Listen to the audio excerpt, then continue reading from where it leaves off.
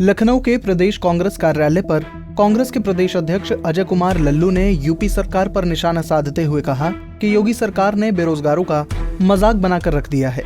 जो भी सरकार में रोजगार मांगने जाता है उसे या तो लाठी मिलती है या फिर जेल में डाल दिया जाता है। योगी सरकार में हुई सभी भर्तियों में घोटाले हुए, कई में तो जांच चल रही है। आरोपी भी गिरफ्तार किए जा चुके हैं। आर्थिक तंगी के चलते लोग आत्महत्या कर रहे हैं। प्रदेश के नौजवानों को मजदूरों के साथ धोखा करने का काम कर रही है, ठगी करने का काम कर रही है। अब तक इस सरकार ने मजदूरों के लिए, नौजवानों के लिए इस समय किसी तरह के कोई रोजगार उपलब्ध कराने का काम नहीं किया। लगातार सरकार के दावे केवल आंकड़ों की बाजीगरी। कांग्रेस पार्टी ने जिस दिन प्रधानमंत्री जी ने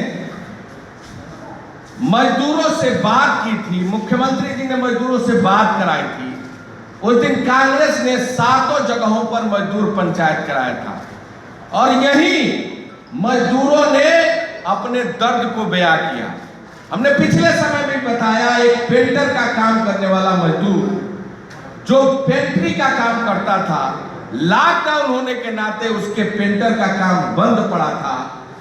उसकी बच्ची बीमार थी, उसके यहाँ दवा का संकट और भोजन के संकट के लाले पड़े थे। किसी अधिकारी कर्मचारी ने उसकी सुध नहीं ली थी, ना उसे किसी तरह का कोई रोजगार उपलब्ध कराया था।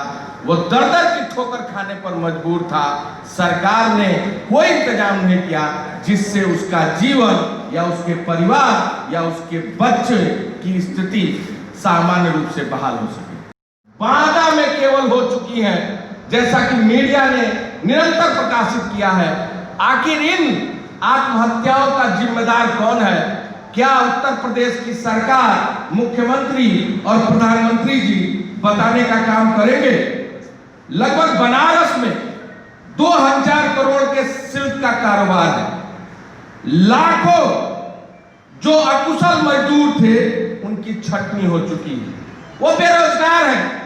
उसके बारे में सरकार ने अब तक कोई नीति नहीं बनाई, न उन लाखों कुशल मजदूरों के बारे में कोई चिंता करने का काम किया। 1200 करोड़ का भदोही में कालीन का जो कारोबार चलता था हर साल, उस 1200 करोड़ के कारोबार का हाल यह है, वर्तमान में पूरी तरह निर्यात ठप पड़ा है। सरकार ने अब तक उसके लिए कोई योजना बनाने का काम नहीं किया। आगरा में लगभग 3 लाख जूता बनाने वाले मजदूर, अब तक कोई इंतजाम नहीं किया। लखनऊ में पारंपरिक चिकन कपड़ों का काम बंद पड़ा है और बेरोजगारी का मार झेल रहे हैं मजदूर। इनके लिए सरकार ने अब तक कोई काम नहीं किया। ये सरकार लगातार प्रदेश के नौजवानों को मजदूरों के साथ धोखा करने का काम कर रही है, ठगी करने का काम कर रही है।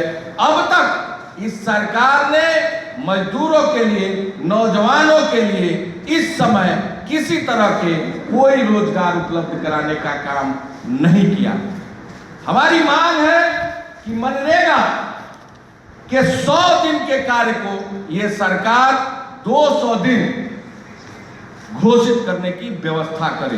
कि मनरेगा के 100 दिन के कार्य को यह सरकार 200 दिन घोषित करने की व्यवस्था करे। कोरोना काल में भी राजनीतिक पार्टियां एक दूसरे पर आरोप प्रत्यारोप लगा रही हैं, लेकिन इस कठिन समय में सबको साथ रहकर कोरोना से लड़ना होगा। लेकिन देश में ऐसा होता दिखाई नहीं दे रहा। अब ये तो वक्त ही बताएगा कि राजनीतिक पार्टियों की इस जुबानी जंग में आखिर जीत किसकी होती है। पंजाब केसरी के लिए लखनऊ से अनिल सैनी की रिपोर्ट।